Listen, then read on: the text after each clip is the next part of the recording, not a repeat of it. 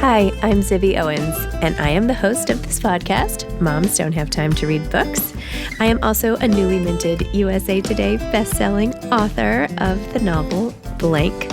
I've created a whole community of book lovers around this podcast, a publishing company, reading retreats, a bookstore, and more. Learn more at zibbymedia.com or follow me on social at Zibby Owens or join the community at Zibby Readers. Madeleine Henry is back on Moms Don't Have Time to Read Books, now discussing her novel, My Favorite Terrible Thing. Madeleine writes edgy, unexpected suspense. My Favorite Terrible Thing is her third novel, and her work has been featured in the New York Times, the Washington Post, and other publications. She lives with her husband in New York, where she is at work on her next book. You can find her on Instagram at Madeleine Henry Yoga. Welcome, Madeleine. Thank you so much for coming on Moms Don't Have Time to Read Books to discuss My Favorite Terrible Thing novel. Thank you so much. I'm actually such a huge fan of your podcast. Like, if you ever want to have a podcast about your podcast, I would totally just sign me up to be a guest on that podcast. Wait, what's a podcast about the podcast? What would that even be? Tell me. I don't know, more. but my book does get pretty meta, so maybe I'm just thinking in a meta way. Yeah, dissecting the Moms Don't Have Time to Read Books podcast. And as a new mom, you know this well, right? Yes, ain't that the truth? Do you have any time to read these days? Yeah, I would say that. So I have a 6-month-old, and yeah. So I would say that it's made me aware of the ticking clock more than I used to be, but I'm not. We do have some help, so I'm able to carve out some me time to get stuff done during the day. Good. Excellent. Well, this is part of your job, right? Reading is part of your job exactly. As an author. You know, it's sanctioned. Okay. Please tell listeners what your book is about. Okay. So this book starts with a disappearance. And the world famous author Claire Ross has gone missing on the morning of her wedding. And Claire wrote a very interesting book. She wrote the epic love story called The Starlit Ballet, which is about soulmates who reincarnate and find each other in every lifetime across historical eras. So they find each other in ancient Rome and off the coast of Madagascar in the golden age of pirates, and in Philadelphia during the yellow fever epidemic in 1793, and onward into the future. And it took Claire 10 years to perfect this book, which is something that her fans appreciate, sometimes to the point of madness. So after 2 months without any leads, Claire's mom hires the private investigator, Nina Travers, to try and find her daughter. And so there's a missing person story here, but it's also about fandom and obsession and the line between fiction and reality. Wow. So cool. You're a really good writer. I know you know that, but I was really struck with, and I've read your previous books and everything too, and you just keep getting better and better. I mean, it's really fun to watch, honestly. I mean, they were good too. I don't mean to say that they were not good, but like your writing is so clear, and this is kind of a new genre, a little more mystery, and it's very cool. You did a great job. Just want to say. That's so nice, because really you've read, like more books than anyone I've ever met. So your opinion carries a lot of weight. So thank you. No, it's good. I like that you wrote from the point of view of Nina and how we totally get into her life and, just what it's like, the sort of class differences between her and the Hamptons families who she's helping, her need for praise, honestly, and to be seen for the hard work. Like, she's had to give up so much in her life and not really going to college. I love how you have her sneaking in and like listening in on classes and, the sort of striving and longing that she has, and how it comes to, how it comes all to a head when she's literally like in Claire's bedroom, like in the closet, like looking, where she wants to be versus where she is in life and how to get there. Yeah, that's funny.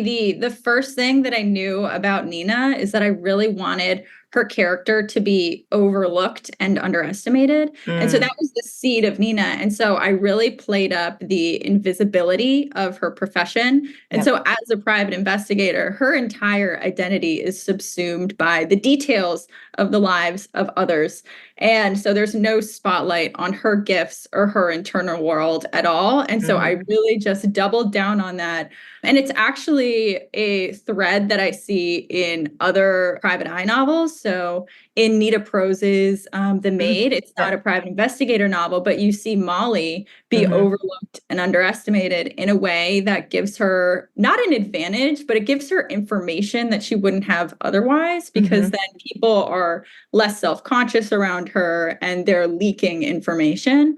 And also in the Agatha Christie Miss Marple series, you see Miss Marple be really discounted for being a quote little old lady, but then they'll carry themselves in ways they wouldn't otherwise, and she can glean a lot from that. And so Nina has this really interesting duality of being discounted, neglected, and overlooked, but at the same time, it gives her a powerful seat in a way into the lives of other people. Hmm. Very interesting. Wow. Nina has a line, or you have a line early on that I thought was great as you're sort of describing the Hamptons and the homes. Let's see if I can find it. But it was something to the extent of, wait here, let me see. Something about how the houses, you said it much better. That's Oh, kind of here, I found it. I found it. No, you said it's unsettling how much heartache can fit into homes this enormous. I love yeah. that line. I feel like that's a theme. Oh, that's so nice. Yeah, well, I think that Nina has this very outsider lens through which she sees the world.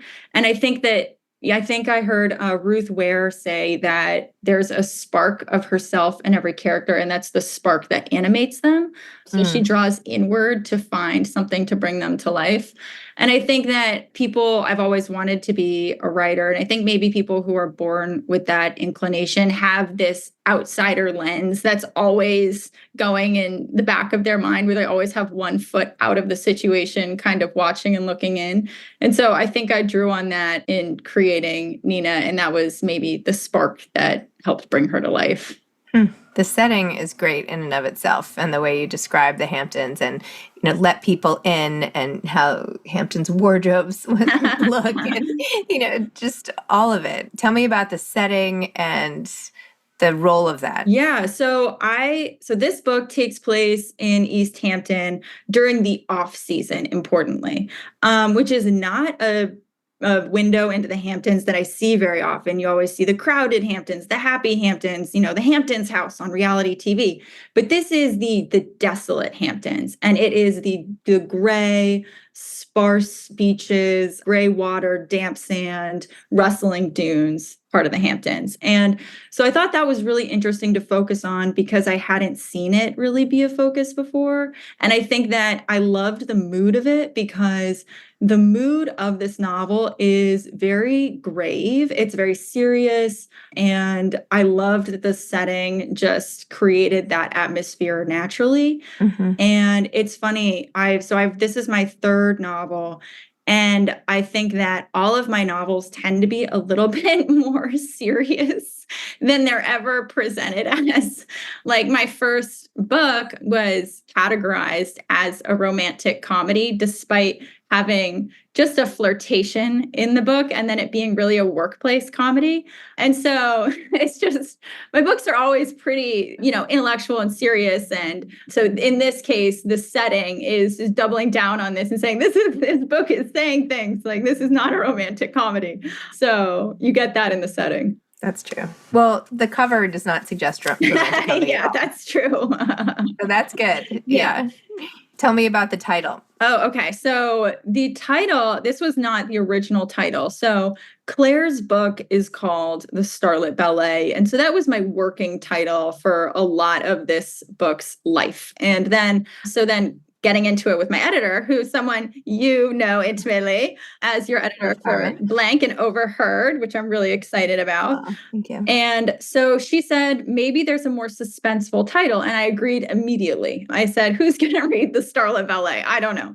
And so, just in the sense that it's could be misleading as to the themes and subject matter. So, I sat with it for a long time. And then the name, My Favorite Terrible Thing, just came to me, and I really loved it because, first of all, it's very suspenseful. Second, there are layers to it. So there are multiple interpretations of My Favorite Terrible Thing. So it's just it's interesting thing to chew on mentally. And I won't reveal what those are because I think that they're spoilers. And then the last thing is that My Favorite Terrible Thing, it does preview the language in the book, which is, I care a lot about style. And so that's just something that grows on me more as I get older, as I care about every word. And so I do try for the sentences to be beautiful, even when we're getting into darker things. So My Favorite Terrible Thing, I think, previews that this book is going to be written by someone who really cares about the language. And so I think that all those things come together and just pack a punch. Wow. It's a great sort of overall package. Great job to you and Carmen for pulling it off. Love that.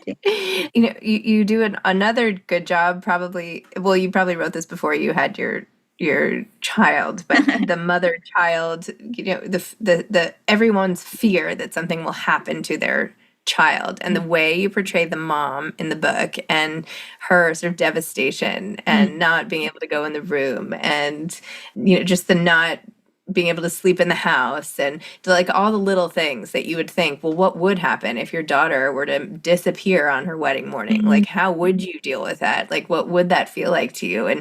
And what, how would you handle it? And her frustration at the police and not having any answers. So take me into the mind of the mom. Yeah, so it's funny because I read for the first, I don't know, 1,000, I read every review or like everything people would say. And now it's like I've toned it down, you have to do other things. But it's funny because I would see people say that Miranda, Claire's mom, was their favorite character in some cases, which I found to be very interesting. So Miranda is really resonating with people in her grief and her struggle. So Miranda is the mom of two. So she has two daughters, Claire and her sister, Kira. And Claire and Kira have really carved out distinct identities, as I think happens in families where siblings are reactive and will build their personhood in reaction to everyone else so that they have a uniqueness and something particular to them to offer the world. So you see Claire as this very soulful and smart, introspective person. She's not very superficial. She, unlike her sister Kira, who likes life more in the fast lane, and she believes TV is where it's at, not in this, business of novel writing, which is slow and who reads anymore. And Miranda is having to juggle the sibling dynamic as the same, which is still ongoing even though Claire is missing. Kira has not really softened in light of her sister's disappearance. She's been remarkably unaffected by it, which is something that Nina is zeroing in on. And so Miranda is balancing the sibling dynamic along with the loss of someone who there are signs in the book that Claire was favored. Like their house is filled with copies of the Starlit Ballet, which I think is really interesting because for their house to be filled with copies of one daughter's book and there are no visible signs of the other child, it's just kind of this haunting suggestion of, okay, well, where was the parental attention in this family? And and it's funny, in editing, there would be questions like, are we going to say explicitly, why are there so many copies of this book in the house? And I liked it to be more of a question. I liked it to just be this subtle favoritism. And also, and she has a bigger room. Yeah, exactly. Well, so then maybe that's not so subtle. And I also just loved the image of a house filled with the same kind of book over and over again, because in drawing on this emptiness and the disappearance of Claire, it's even more haunting for there to be all these traces of her. And so Miranda, I guess the spark of me that was in Miranda is not the obsession around her daughter's disappearance, which she definitely does, but the how sometimes you can be in an emotional place where you're so on edge, you're so close to the edge at any point that just a little thing is going to send you over. And so there are all these instances where she's just so quietly tense, tense, tense, tense, tense, and then little things will just kind of, pop the balloon, and you'll get a glimpse into everything that's building up in her. I don't react like that. Yeah. I don't let things pile up. Yeah, it's like the de facto style. Just brush it under the rug, right? Like that's what Yeah, exactly. Until finally I'm like, oh my God, let me send you this 5-paragraph long email about it, because I've been thinking about it for months. Anyway, yeah, we all have our downfalls. That's amazing. Tell me about writing this missing character, because you have to make Claire into a character even though she's not there, right? People's memories, people's perceptions, and yet you can't use really all the day-to-day things, because at first she is just gone. So how did you do that? And when you were crafting all the characters, was it something you knew going in, this is who these people are, or did they sort of come to shape as you wrote?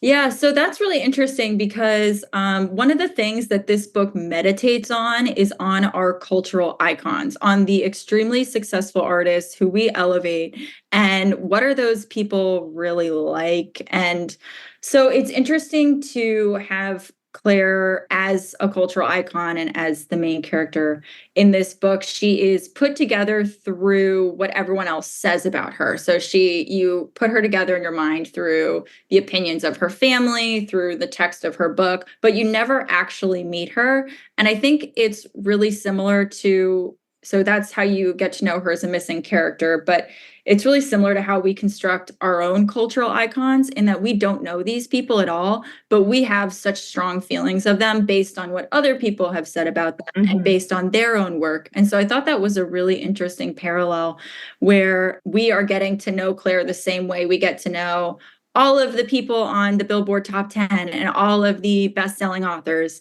who become so meaningful to us and become real people to us. So that kind of figuring her out, I thought, was an interesting parallel. But I really just became very interested with extreme fame and how the extremely weird life that can draw someone into. And, we see it happening today with, there are people who have lives that become so siloed and so lonely because they are too famous for everyday life. And I just became really interested in what would that do to the mind, and what would that do to their most intimate relationships? Because there's this really interesting paradox where, in order to become an extremely successful artist, you have to create something that resonates with a large group of people. But then the life of an extremely successful artist is so unrelatable and it's so strange, and they miss out on all of these, quote, normal experiences. And so I think it's funny when some of these people, release music or put out a piece of work, and then everybody says, oh, yeah, this reminds me of this part of my life, this part of my life. And then, but the person behind this work is actually rarely goes in public, maybe, or they rarely have any experience that overlaps with yours. And so it's just this really interesting paradox. And I just became fascinated with how extreme fame can put people in really weird situations. In this case, and of course, yeah.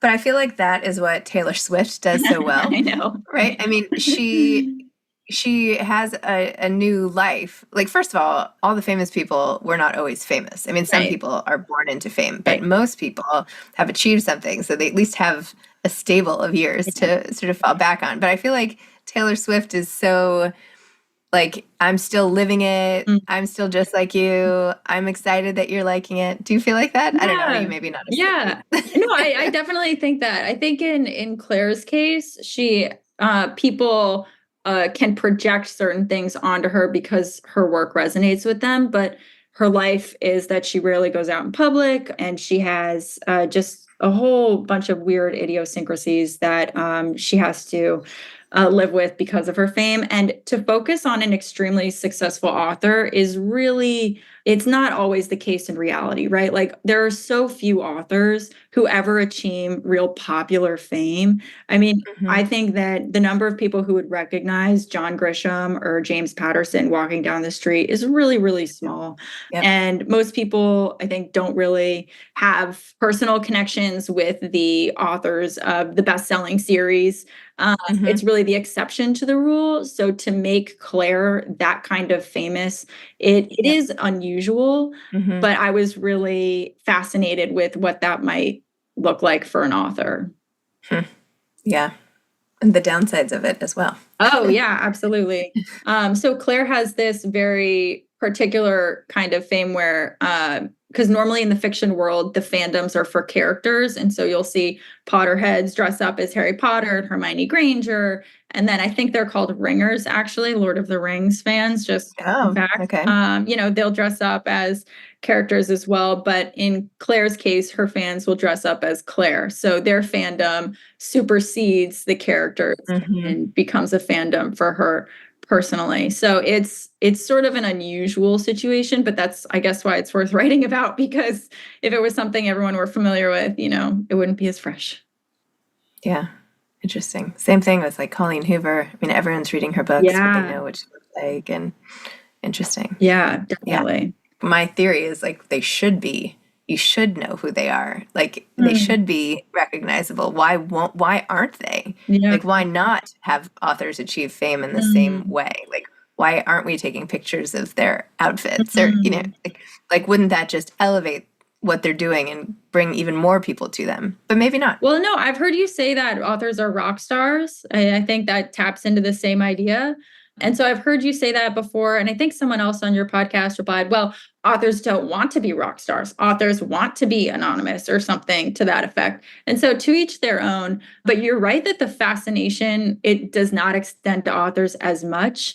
And I don't know Hmm. if it has to do with frequency because every book takes so long. So if you're putting work out every year or so, I mean, is that enough to keep people interested in who you are personally? And maybe it's just has to do with the personalities of authors and that they Hmm. don't tend to seek it out.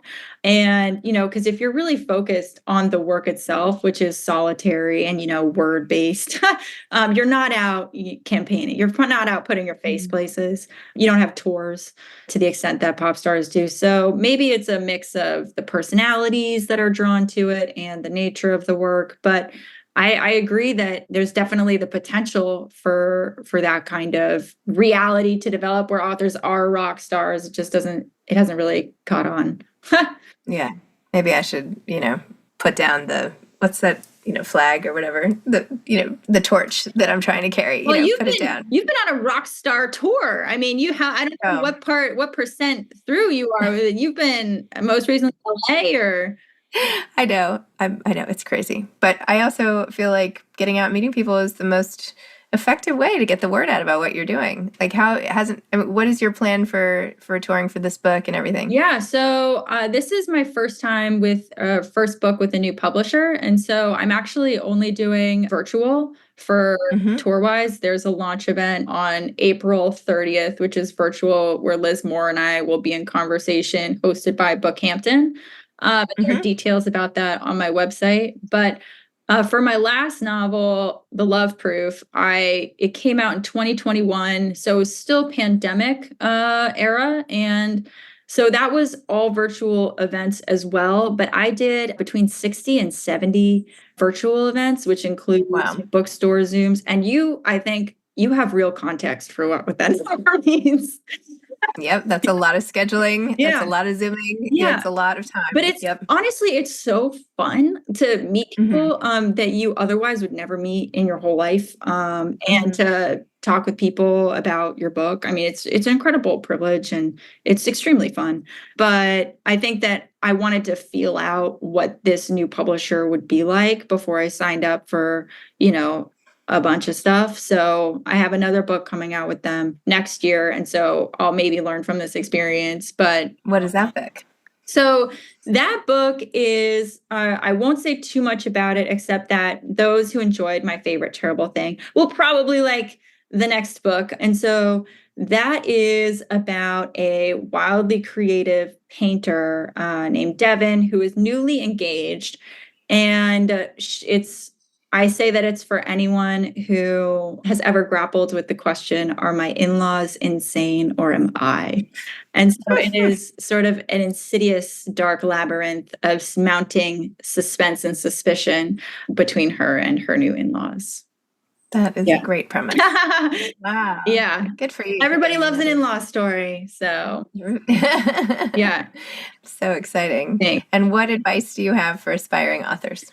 I have a lot of advice. So one thing I would say is that, and this is advice that I really struggle to internalize. So I'm constantly reminding myself of this. So this isn't something I've learned and just execute flawlessly. This is something that I try to relearn every day. So Natalie Goldberg wrote this book, Writing Down the Bones, which gives a lot of great writing advice. And one of the pieces in there is that you have to separate your internal creator from your internal censor. And you have to give the creator space to explore and breathe and, go down rabbit holes and be crazy before you come in and you make everything pretty and you clean it up. And I think that my personality is definitely, I like things to be neat and I like things to be done and tidy and let's just get on to the next thing. We have something else happening next year. And so it's really a constant push-pull. And I have to really remind myself to let the creator go crazy and to indulge that part. So that is one piece of advice. And then another piece of advice I have, which is I heard actually David Sedaris give on your podcast. Yeah. I've heard it from, I think, Madeleine Henry as well, but it's that you have to separate writing from publishing. And I think it can get unintentionally, you can confuse them and you can think, oh, okay, these are, and then you confuse kind of the metrics of publishing with the evaluating your own writing. And it just becomes very muddled and you can lose track of what actually matters, which is the work and showing up and tapping into your own creativity. And, so I think that don't confuse publishing for writing is my other piece of advice. I love that. So great. That was actually quite helpful for me. I'm trying to write my next book too, and it is hard. Yeah. Because if it's like stage fright, it's like if you feel like every word is being put on a projector and for all the world to see, you'll never write another word. Yeah, and I know that there's this advice out there, which is that don't wait for inspiration, show up every day, treat it like a job, and that's how you're supposed to write. But there's a nuance to that I don't like because I don't think you should treat it like a job because then you will feel dead inside. I think that there's something to be said for consistency, but that's distinct from treating it like a job. I think that be consistent, be persistent, but you have to feel kind of wild and free. You have to feel like this is my solace and my oasis and my respite from the rest of the world. That is keeping me down. So I think that also helps with distinguish writing from publishing because you're saying, forget the business of it. I'm just gonna be my artist today. I'm just gonna be my artist self and obviously be responsible, be diligent, show up, but remember what matters. Love it. Madeleine, thank you so much. This was great. The book is great. I feel like it will be wonderful for Hamptonites to be reading also and everybody else. And I can't wait for your next book. Oh, that's very nice. Exciting. Thank you so much. Congratulations. Thank you. Thank you. Thanks for listening to Moms Don't Have Time to Read Books. If you love it, please leave a review and follow us on social at Zibby Owens and at Zibby Readers.